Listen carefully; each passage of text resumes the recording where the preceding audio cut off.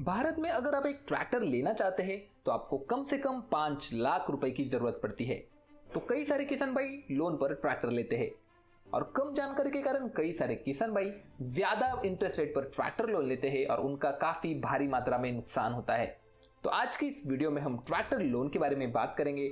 Loan लेते वक्त कौन सी चीजें ध्यान में रखनी चाहिए, कौन से बैंक से लोन लेना चाहिए, तथा बात करेंगे कि कैसे आप ब्याज पर खर्च होने वाले लाखों रुपए बचा सकते हैं।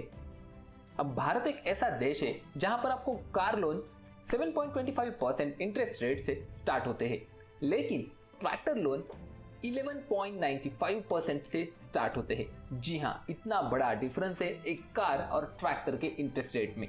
अब हमारे जो किसान हैं वो क्या करते हैं कि ट्रैक्टर डीलरशिप पर जाकर वहां पर इंक्वायरी करते हैं और डीलरशिप पर जो भी बताया जाता है किसी भी प्राइवेट फाइनेंस कंपनी से लोन ले लेते हैं। इन लोन्स के पीछे कई सारे हिडन चार्जेस होते हैं जिसके बारे में किसान भाइयों को पहले बताया नहीं जाता, और एक बार अगर लोन आपने ले लिया तो मान लीजिए अब तो आप फंस चुके हैं। अब मान लीजिए कि आपने 5 लाख रुपए का लोन लिया 11% इंटरेस्ट रेट पर 5 साल के लिए, तो आपके 5 साल में 1,52,000 रुपए जाते हैं इंटरेस्ट पर। जी हाँ, 5 साल में 1,52,000 रुपए आप इंटरेस्ट दे रहे हो। लेकिन अगर यही 5 लाख रुपए का लोन आप 12% इंटरेस्ट रेट पर लेते हैं तो आपके 5 साल में इंटरेस्ट पर जाते हैं 1,67,000 रुपए। यानी 1% भी अगर आपका इंटरेस्ट रेट कम होता है तो आपके तकरीबन 15,000 रुपए बचते हैं, और इतने पैसे हमारे किसान भाइयों को 3 महीने मेहनत करके बनाई हुई फसल को बेचकर भी नहीं मिलते। जी हाँ, शायद आपको मेरी बात कड़वी लगे लेकिन यही सच्चाई है। तो ट्रैक्टर लोन लेते वक्त कुछ चीजों का ध्यान रखना बेहद ही जरूरी है, जिसकी बात हम आगे विस्तार से करने वाले हैं। लेकिन अगर आप हमारे चैनल पर नए हो तो अभी सब्सक्राइब कीजिए मॉडिफाइड थॉट्स को और बेल आइकन भी जरूर प्रेस कीजिए, क्योंकि हम ऐसी ही जानकारीपूर्ण वीडियोस आपके लिए लाते हैं। सबसे पहले हम शुरुआत करेंगे रेट ऑफ इंटरेस्ट से, क्योंकि ये सबसे महत्वपूर्ण चीज है। जैसे कि हमने एग्जाम्पल में देखा था कि 5 लाख रुपए के लिए आपको तकरीबन 1.5 लाख रुपए तो इंटरेस्ट देना पड़ता है 5 सालों में। तो अब ये याद रखना काफी जरूरी है कि कई बार जो रेट ऑफ इंटरेस्ट है वो रेपो रेट पर डिपेंड होता है। रेपो रेट यानी रिजर्व बैंक ऑफ इंडिया जो चार्ज करती है बैंक्स को, वो अगर कम हो जाता है तो उस पर डिपेंडेंट जो लोन्स होते हैं उनका इंटरेस्ट रेट भी कम हो जाता है। यानी मान लीजिए कि अगर गवर्नमेंट ऑफ इंडिया 0.50% से रेपो रेट कम करती है तो आपका इंटरेस्ट रेट भी 0.50% से कम हो जाएगा। हालांकि इसकी उम्मीद तो काफी कम होती है, लेकिन अगर आपका इंटरेस्ट रेट अगर रेपो रेट पर डिपेंडेंट है तो ये अच्छी बात है। तो सबसे पहले ये जान लीजिए कि आपका इंटरेस्ट रेट जो है ये फिक्स है या फिर ये वेरिएबल है। अब बात करते हैं कि लोन कितना ले और कितने साल के लिए ले। किसान भाइयों, ये जो टॉपिक है इस पर एक पूरा वीडियो हम जल्द ही बनाने वाले हैं, लेकिन फिलहाल मैं आपको इसका बेसिक्स बता देता हूँ। अगर आप भविष्य में फायदे में रहना चाहते हैं तो आप जो 40% ट्रैक्टर कॉस्टिंग होगा वो आप कैश में पे कर दीजिए, सिर्फ 60% ही लोन लीजिए, जिससे क्या होगा कि आपका EMI भी कम आएगा और इंटरेस्ट पर आपके जो पैसे खर्च हो रहे हैं वो भी कम हो जाएंगे। अगर आपके पास अभी पैसे नहीं है तो थोड़ा सा रुक जाइए। आप अगर 90% 80% लोन करोगे तो आपके काफी ज्यादा पैसे वेस्ट हो जाते हैं। अब बात करते हैं कि कितने साल के लिए आपको लोन लेना चाहिए। नॉर्मली सभी बैंक्स आपको तकरीबन 5 साल से लेकर 7 साल तक ट्रैक्टर लोन ऑफर करती है। इससे ज्यादा पीरियड के लिए किसी भी बैंक का लोन आपको नहीं मिलेगा। आप जब भी लोन लेने जाएंगे तो अलग अलग बैंक्स के अलग अलग रूल्स होते हैं इस चीज के लिए। अब बात करते हैं चार्जेस के बारे में, जो सबसे बड़ा स्कैम चल रहा है आजकल। सबसे जरूरी होती है प्रोसेसिंग फीस। मान लीजिए अगर आप सेंट्रलाइज बैंक्स में जाते हो जैसे कि स्टेट बैंक ऑफ इंडिया हो गई, तो वहां पर आपको काफी कम प्रोसेसिंग फीस लगती है। वही आप प्राइवेट बैंक्स में जाओगे तो आपको तकरीबन 2% ऑफ प्रोसेसिंग फीस देनी पड़ती है। इतना ही नहीं, प्रीपेमेंट यानी मान लीजिए अगर आपके पास पैसे आ गए हैं और आप चाहते हैं कि आपका 5 साल का जो लोन है वो 3 साल में खत्म हो, जो आप पैसे पहले भरने वाले हो उस पर भी ये प्राइवेट बैंक चार्ज लगाती है। जी हाँ, लेकिन ये चीज आपको सेंट्रलाइज बैंक में नहीं मिलेगी। हालांकि मुझे ये पता है कि सेंट्रलाइज बैंक से लोन लेना इतना आसान नहीं है, लेकिन अगर आपका 1 लाख रुपया बच रहा हो तो मेरे ख्याल से थोड़े से धक्के खाने में कोई दिक्कत भी नहीं है। अब आता है कोलैटरल, यानी कि आप जो लोन ले रहे हो उसके लिए आप गिरवी क्या रख रहे हो। Most of the times loan लिया जाता है आपके एग्रीकल्चर लैंड पर। आपके पास मिनिमम 2 एकड़ एग्रीकल्चर लैंड होनी चाहिए, तभी आपको लोन मिल सकता है। अगर आप जा रहे हो प्राइवेट बैंक्स के पास तो आपको मिनिमम 1 हेक्टर या फिर 3 एकड़ तक खेती होनी चाहिए। अब कई सारी योजनाएं बीच बीच में आती है। मान लीजिए कुछ महिलाएं ट्रैक्टर ले रही है या फिर कुछ फार्मर्स मिलकर ट्रैक्टर ले रहे हैं, तो वहां पर आपको मॉर्टेज लोन यानी आपको खेती गिरवी नहीं रखनी पड़ती, ऐसी कुछ स्कीम्स होती है। हालांकि ऐसी कोई भी स्कीम फिलहाल आपको SBI बैंक में नहीं मिलने वाली है। जब भी वो स्कीम आएगी हम आपको जरूर बताएंगे। तो जिस भी स्कीम में आपको एग्रीकल्चर लैंड गिरवी नहीं रखनी पड़ती, उसके 2 नुकसान भी होते हैं। पहली बात तो वो लोन्स बड़े ड्यूरेशन के लिए नहीं मिलते, यानी कि 5-7 साल के लिए नहीं होते, वो 3 से 4 साल के बीच में आपको रिपे करने पड़ते हैं। साथ ही साथ उनका इंटरेस्ट रेट भी आपको बाकी लोन्स के मुकाबले थोड़ा ज़्यादा होता है, क्योंकि आप बैंक के पास कोई भी गारंटी नहीं रख रहे हो तो बैंक इंटरेस्ट रेट ज़्यादा चार्ज करती है। वहीं अगर आप एग्रीकल्चर लैंड को गिरवी रखकर लोन लेते हैं तो आपको इंटरेस्ट रेट भी थोड़ा कम मिल जाएगा। साथ ही साथ आपका जो ड्यूरेशन है यानी टाइम जो है वो आपको ज़्यादा मिल जाएगा लोन रिपे करने के लिए। अब बात करते हैं डाउन पेमेंट के बारे में कि आपको कितना डाउन पेमेंट करना पड़ता है। नॉर्मली 10 से 20% का डाउन पेमेंट आपको करना होगा। मान लीजिए अगर आपका ट्रैक्टर 8 लाख का है तो आपको 1,60,000 रुपये डाउन पेमेंट करना होगा।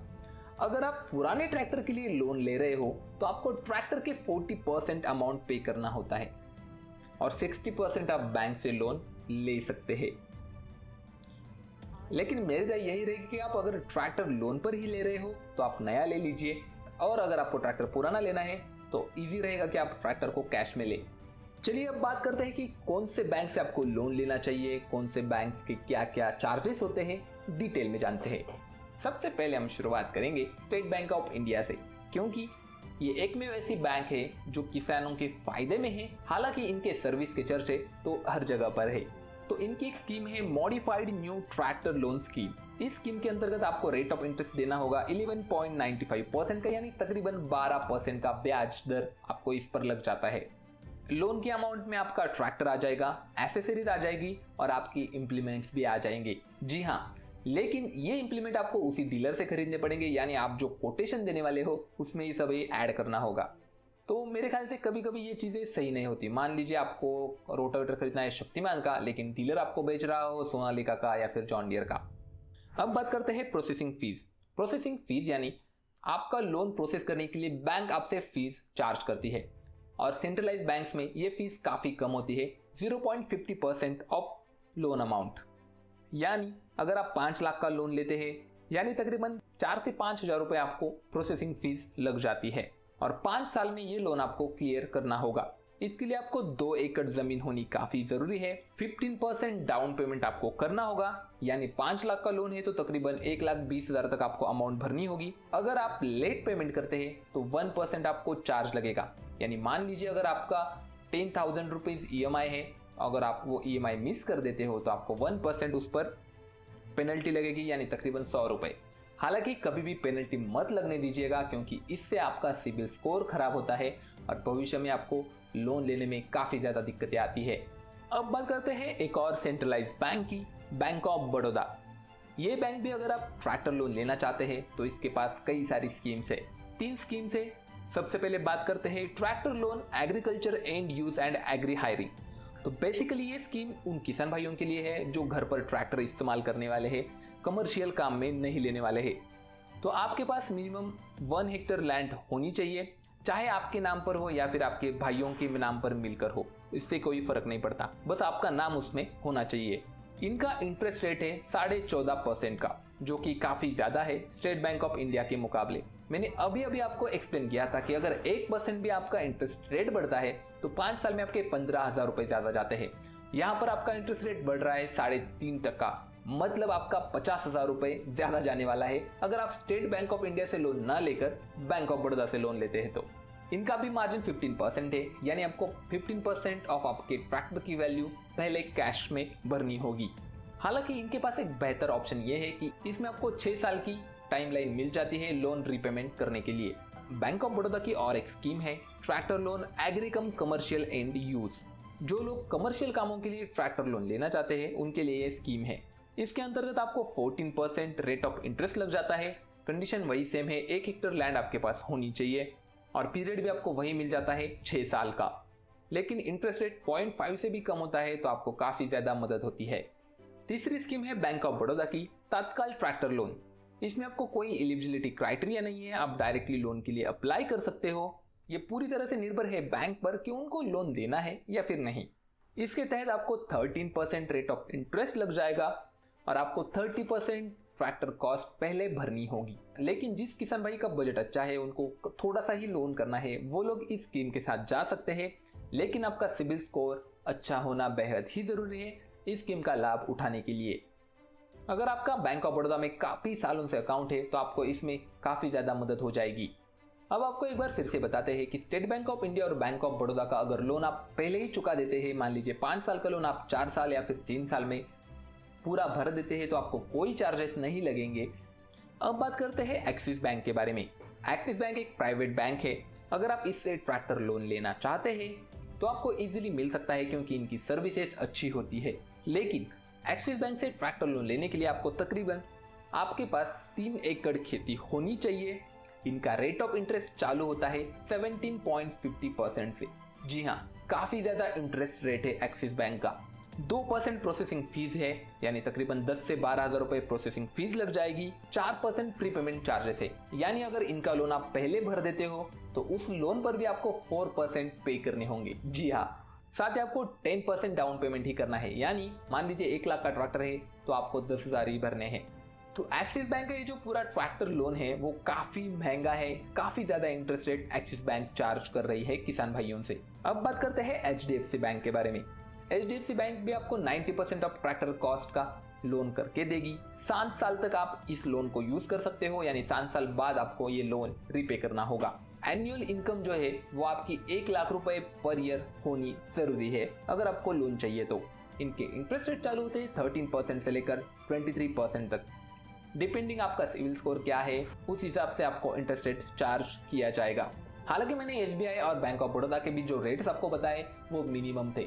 जब आप बैंक्स में जाएंगे तो आपको रेट ऑफ इंटरेस्ट हो सकता है कि ज़्यादा मिल जाए। ये बैंक भी आपसे 2% प्रोसेसिंग फीस चार्ज करती है और अगर आप 1 साल के बाद लोन चुकाना चाहते हैं तो आपको 2% चार्ज उस पर भी लगेगा।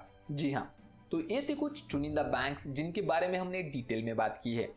हालांकि कई सारी ट्रैक्टर कंपनियों के खुद के फाइनेंस है। मान लीजिए न्यू हॉलैंड का अगर आप ट्रैक्टर ले रहे हो तो उसके साथ आपको CNH कैपिटल का फाइनेंस मिल जाता है। महिंद्रा का भी अपना खुद का फाइनेंस है, महिंद्रा फाइनेंस। अगर आप महिंद्रा ट्रैक्टर लेते हैं तो आपको डीलर के यहाँ से इसकी पूरी जानकारी मिल जाएगी। जॉन डीयर ट्रैक्टर पर भी आपको JD फाइनेंस अवेलेबल कराया जाता है। अगर आप चाहते हैं कि इसके बारे में भी डिटेल्ड वीडियो लाई जाए तो आप हमें नीचे कमेंट में ज़रूर बताना, हम एक बार उस पर भी डिटेल्ड वीडियो ज़रूर बनाएंगे। ट्रैक्टर लोन से जुड़े हुए कुछ भी सवाल है तो आप हमें नीचे कमेंट्स में पूछ सकते हैं। मॉडिफाइड थॉट्स पर हम ऐसे विषयों पर वीडियो बनाते हैं जहां पर कुछ अलग नजरिए से सोचने की काफ़ी ज़्यादा ज़रूरत है। तो अगर आप भी ऐसी मॉडिफाइड वीडियो देखना चाहते हैं तो हमारे चैनल को सब्सक्राइब ज़रूर कीजिए। जल्दी मिलेंगे एक और मॉडिफाइड वीडियो में। जय हिंद।